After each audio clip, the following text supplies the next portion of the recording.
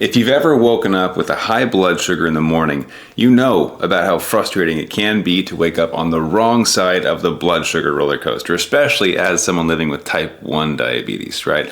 It's like you haven't even put something in your mouth yet and your blood sugars are already punishing you. And you start off, of course, with a more difficult day ahead. Now, today I do want to talk to you about your fasting blood glucose level. And if you've ever dealt with this, I want to give you some real tangible strategic steps you can take to not only avoid the blood sugar spike first thing in the morning, but how to do so with the right strategy, because there are wrong ways to do this. It's not just a matter of adding more insulin for every single circumstance. So today we're going to dive into that. If you are new here and you have not met me before, my name is Matt Van de Vecht. I'm a certified master fitness trainer and nutritionist. I live with type 1 diabetes and I wrote a book on it as a best-selling author. Now, in today's episode, I do want you to walk away with some tangible next steps. So do pay attention, take some notes, and I truly hope this helps you to lower your fasting blood glucose, which will have a positive impact on your A1C, your time in range, and of course, overall, your quality of life. When I was first diagnosed with type 1 diabetes, I was 19 years old, and admittedly, I did not take care of myself very well. Now, when I was first diagnosed, we didn't have these things called CGMs, which is a continuous glucose monitor. I was on finger sticks, right? So I'd prick my finger every morning, see where I was at. That's a lie. For the first 5 years, I did not prick my finger every morning. I didn't even test my blood sugar half the time. But when I finally decided to take care of my diabetes, I started the day with a finger prick, right? You got to see where you're at so you know how much insulin to give for breakfast and kind of what the day is looking like. Now, these days we have these devices. I've actually got one on this arm. This is the Dexcom G6, and I've got one on this arm. This is the Dexcom G7. I'm in a very unique circumstance right now where I actually had both. So I'm actually running them side by side. And you know what? Let's do a screenshot so you guys can see where both of them are at, because it'll be fun to put on screen right now. There you go. I screenshotted it, but we are at 134 and 133. This is one of the few times that they're actually in agreement. I'll do a video on that next time, but there you go. There's on video, you can see my blood sugars, very stable, just how I like it. Blood sugars are a little bit high, but I'm not mad about it. No, but today I want to talk a bit more about CGMs and the advantage they give us before getting into why your blood sugar might be high first thing in the morning. Now, what the advantage is it gives you a brief look into your previous blood sugars, right? You can see the couple hours leading up to that moment. So when I wake up first thing in the morning now, I can see what's been happening in my blood sugars before I wake up. Are they trending downwards and I'm about to go low? Are they starting to spike up and they've been going up for an hour already, right? It gives me some more insight. But what's nice as well is I get a continuous blood glucose measurement. Technically, it's measuring your interstitial fluid. I know, I get that, but for simplicity's sake, blood glucose. We'll just use it as an overarching statement. Now, that being said, I used to wake up and my blood sugar would already be high. Nowadays, I wake up, I'm at like 95 to 110 most mornings. I feel fantastic about that. It's my favorite spot to be in. But I used to wake up probably about 160 to 180 first thing in the morning. And there's two reasons for that. One, I didn't know what I was doing. I didn't know about blood sugar formulas yet. And number two, I didn't care at that time. I'm going to admit that to you, okay? And you might be in a similar spot where you're starting to care now, and that's great. Proud of you. I think we've all gone through some form of burnout or not caring. Now, that being said, I was also on shots, or MDI, which does make this a little bit trickier, but if you're on MDI, I do still have some hope for you because there are strategies that we use with my clients that I take on. I actually work privately with other type 1 diabetics, and we work together to help them to establish their blood sugar formulas for tighter control that allow for higher quality of life. If you haven't figured that out yet, controlled blood sugars equal quality of life, right? It's a two-step process. The blood sugar's got to come first, because if you ignore them, as I did, they will demand your attention one way or another, right? Have you ever experienced that? You're like, I'm just going to go ahead and do my own thing. And then you get the alerts or the symptoms of a low or a high, and you're like, gosh dang it, let me live my life, diabetes, right? Anyways, what we're looking at with this higher fasting blood glucose level is really the the result of quite a few different things interacting. And it's hard to say exactly what it is, which is why I'm going to give you some distinguishes that we can help to identify which one it is.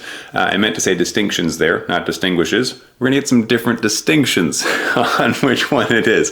So first thing I want you to look at is the context of the situation. What other outside variables could be acting on my blood sugars right now? The reason I say that, and this is something I cover much more in depth in my book, The Blood Sugar Freedom Formula. If you don't have that yet, go grab it. It's on Amazon. It will simplify everything you know about type 1 diabetes and really answer a lot of questions for you.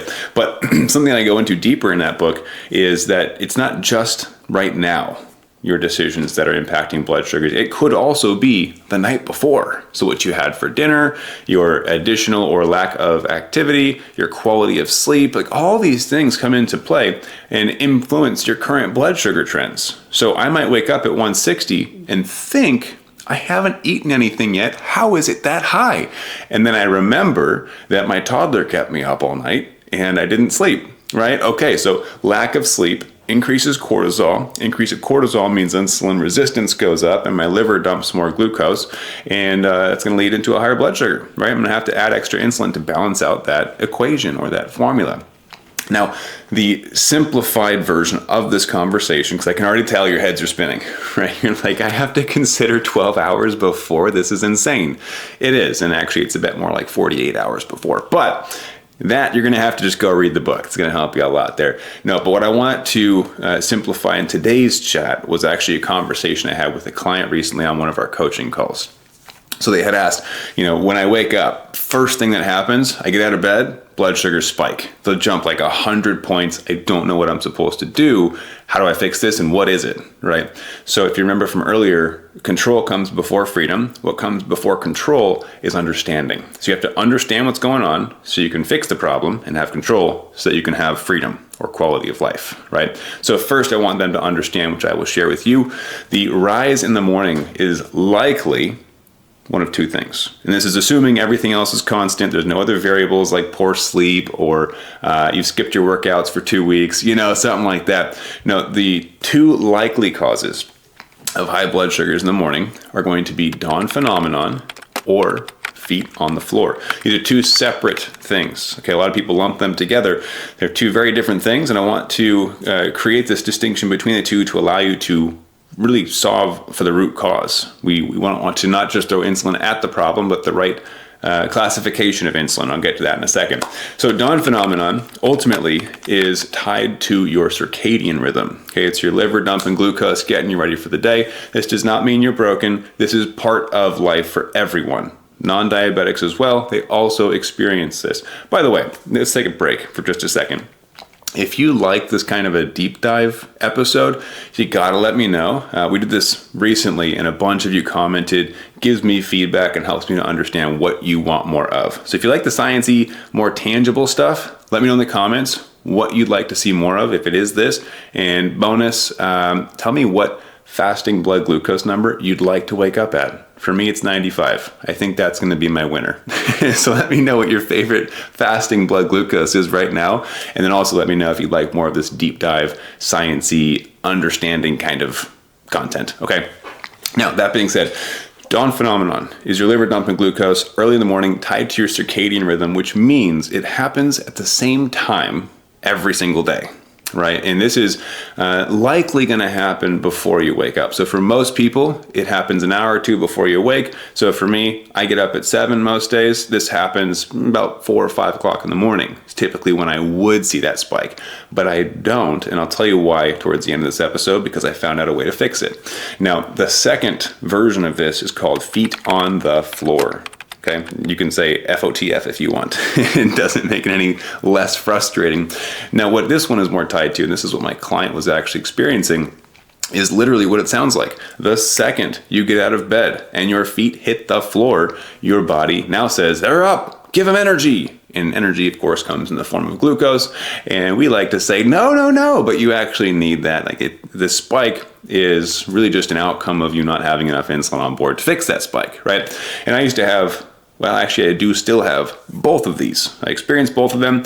They're not all going to show up the same for everybody. Some people might have just a little rise of 20 points, and they're like, that's not a big deal. Great, that's fine. Live your life. Some people like myself and my client could see massive spikes in blood glucose, so this is required for us to figure out and fine tune. Now, the big difference is how we treat these. It's not just going to be more insulin for both of them. Your dawn phenomenon, since it is tied to a very specific part of the day, allows us to make a pre-programmed decision if you're on an insulin pump. And if you're on long-acting injections, this is fine. It's just going to be a little bit different for the strategy. Now, for me, I noticed that mine happened between 4 and 6 a.m. So, you guessed it. Well, it actually happened about 5 a.m.-ish. So what I did is I went backwards an hour so I could pre-prep this insulin dose. I'm kind of like pre-bolusing for the dawn phenomenon, right? And this is what I found worked. Obviously, this is not medical advice. I'm just giving you entertainment purposes only. Talk to your doctor first. But what I found works for me is from 4 a.m. to 6 a.m. I have an increased basal rate. So my pump is programmed, my insulin pump, to give me lots of extra insulin during that time. It is very calculated. It is very intentional. These are things that we do with our clients. We fine tune their blood sugar formulas so you know exactly how much to give, right? You got to be very specific because insulin is a very tricky substance, right? You have to fine tune it. But I found that increase from 4 a.m. to 6 a.m. fixed my dawn phenomenon. I can do better snap. Fixed my dawn phenomenon. And it's all stable. So now my overnight lines, literally I stay in the 80s and 90s all night long. It's beautiful. And that by itself dropped my A1C a half point. Now it's only a half point because I was already looking good. I think I was at like a 6.5 when I first started on the insulin pump. Now I'm hovering between like a 5.8 and 6.1 probably for the last decade or so. But that for me has made a huge difference in your average glucose, your time in range, how you feel. You actually sleep better if your numbers are in range overnight, even better if they're in a tight range, right? So dawn phenomenon, I found it's a basal rate adjustment because it's your circadian rhythm. It's based on a 24-hour clock. So therefore, because it's going to happen at the same time each day, I was able to fix that with a basal rate program. Now, it's really important for us to have the proper distinction between the two because if you create a basal rate program or you fine tune your long-acting insulin for feet on the floor, you're going to have a bad time. The reason for that is that feet on the floor doesn't happen at the same time each day. It follows your alarm clock. And this is how I help my clients to identify which is which, right? If you sleep in on the weekends and you notice that this spike in the morning follows the time that you wake up, it's likely feet on the floor, which means it should not be a basal rate adjustment because if you create a basal rate change or a long-acting insulin change to optimize smooth morning numbers, and you don't make an adjustment on days you sleep in, you're going to go low while you're sleeping, right? Let's say you typically wake up at 7 and you program your insulin to give you extra from 6 a.m. to 7 a.m. or 6 a.m. to 8 a.m. or whatever it is, and then you end up sleeping until 9 a.m. one day because you didn't actually get up and, we'll say, induce that feet on the floor, there's no rise. So you're gonna have a bunch of extra insulin and no rise, which means you will go low, right? So this is why it's really important to work with a coach to get your needs fit, right? And to fully understand how to fix the root cause and not just slap insulin on top of a high blood sugar. That's gonna fix it in the moment, but it's likely gonna lead to bigger issues later on. So the big distinction here is, and I'm like, don't say distinguish. The big distinction here is we have to identify which is which. Is it dawn phenomenon or is it feet on the floor? If it's dawn phenomenon, that means it's tied to a specific time in your circadian rhythm, the same time of day, you're gonna see this spike happening. Oftentimes, it's while you're still sleeping and in the early mornings. And if it's feet on the floor, it will follow your alarm clock, right? So if you'd notice that one or 2 days a week where you don't get up at the same time, if the spike doesn't happen until you get out of bed, that's feet on the floor. Now, how do you handle feet on the floor? Feet on the floor, I have found is more beneficial if I tie it to a fast-acting bolus, right? So I use Humalog insulin. You might use Novolog, Liamjev, Fiasp, Afrezza, right? There's a lot of different options out there, but I found that upon waking up is when I give that insulin. And so for me personally, because I prefer simplicity as much as possible when it comes to type 1 diabetes management, I found that if I just have breakfast right away, get up, brush my teeth, get dressed, go eat breakfast, I've found that I can just add a proactive correction of Humalog with my breakfast dose. So an example would be, if I need 5 units for breakfast, let's say, I'll just add a 6th. And so now instead of 5 units, I have 6, and the 6th unit is acting as a proactive correction for the spike I would see from feet on the floor. I hope that makes sense, because we're getting just a little bit deeper, right? And since this is more of a generic platform, being a podcast and on YouTube, I don't want to get too deep on this because all of our needs are very different. Some people need a unit, some people need multiple units, some people need a third of a unit, right? Very different. And ultimately, the two things you can and should fine tune with your insulin dosing is the volume, so how much you give, and the timing, or when you give it. So you can technically give a correction for the spike and then eat breakfast an hour later and then take a bolus for breakfast. But then there's 2 separate doses. It's a little bit harder to master the timing of your insulin like that. But all of this to say, there are reasons for your blood sugars that they might rise in the morning. And some of those reasons are okay. Now, other reasons you might want to look deeper on, like if you're not sleeping well, if your diet sucks, if you're not exercising, if you're dehydrated, if you're super stressed out, the list goes on, right? And with my clients, oftentimes it's a conversation of like, well, what else is going on, right? Let's address the entire situation holistically and not just surface level. But I wanted to make this episode because I thought it's a really important conversation to have, that every blood sugar you experience has a reason. None of them are there just to piss you off, right? You don't have high blood sugar just because diabetes is mad at you. As much as I thought that was true, and I kind of want it to be true sometimes, it's not. But that's also the good news, because if you understand at a deeper level how diabetes works, you're able to start manipulating your blood sugars in your favor. And that's where it gets fun. As crazy as it is to say fun with type 1 diabetes in the same sentence, because when you can manipulate blood sugars at will, you're able to stabilize them and make them more predictable, which enables you to achieve true control, which means it's not dependent on you being restrictive in your approach. What that means is you don't have to depend on a low carb or a keto type lifestyle if you don't want to. I have nothing against those diet types, but if you don't truly love that food, and if you wish you could have more flexibility, that means you have an option. You just have to learn the ins and outs of how blood sugars work in order to have more freedom and flexibility. So again, I mentioned the book earlier. It's exactly what that book is for, right? It's called the Blood Sugar Freedom Formula, because with the right blood sugar formula, you truly can achieve freedom with type 1 diabetes. It does not have to end with the diagnosis. In fact, that's where my life started. My entire life switched, and I didn't even know it at that point. I've become more resilient. I have certainly gained a lot of new skills. Never knew how to count carbs before, and now that's just second nature. But I want you to understand that there is hope with all of this. And the more you understand them, the deeper you dig with your diabetes, your blood sugar management, the more control you can have and the more freedom you can gain. In fact, I know I mentioned my book at the beginning of this one. If you haven't grabbed it yet, do go do that right now. Like I said, you can grab it on Amazon. It's available. You can just get it shipped out. But what I also wanted to share is that based on when you're hearing this, there either is going to be a live walkthrough, which this is the first time I've ever done this. The book came out a few months ago, hit bestseller in less than 24 hours. And just now we had the idea to do a live walkthrough of the entire book and all of its contents with me in a private community together.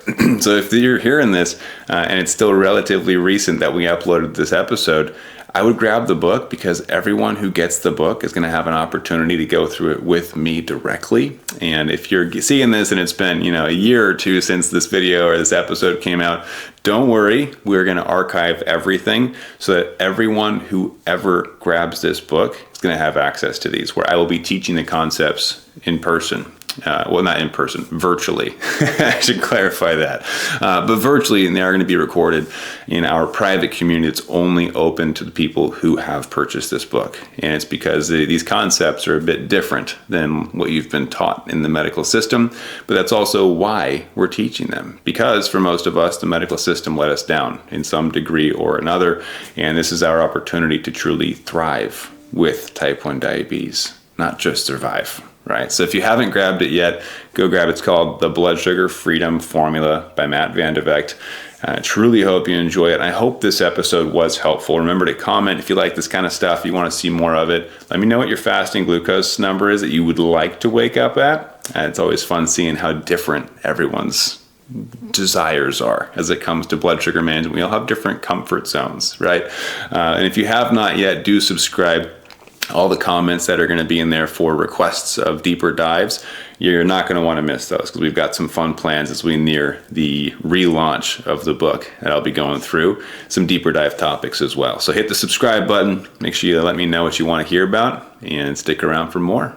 We'll see you in the next episode and keep up the fight. Psst, hey, you stuck around to the end. I got a bonus for you. This is actually something that I talk to my tribe about all the time, my clients. There are other ways to handle things like this without overuse of insulin. Now, my favorite thing to do, of course, exercise. I mean, you see the Ironman stuff behind me. It's kind of a big part of my lifestyle, but exercise can mean a variety of things. It does not have to mean a 10-hour bike ride, right? Instead, what I want you to consider is if insulin is what I need to bring blood sugars down, what else can I use to bring blood sugars down? For some, this is walking the dog first thing in the morning to counteract or balance that anticipated spike in blood glucose. So if you wake up and you're at 100, but you know you're about to spike up to 200, walking the dog might help. It might mean that you don't need as much insulin, or in some cases, any additional insulin. You might go for your run. You might run some errands. Any kind of activity. I'm curious to see what you would use, because this is another way that we as renegade warriors think differently. It's the whole concept behind the book, and that's the kind of stuff you're going to find in there along with read along when we do it together. So go grab the book. I hope you find that little extra tidbit helpful. We'll see you guys next time. Keep up the fight.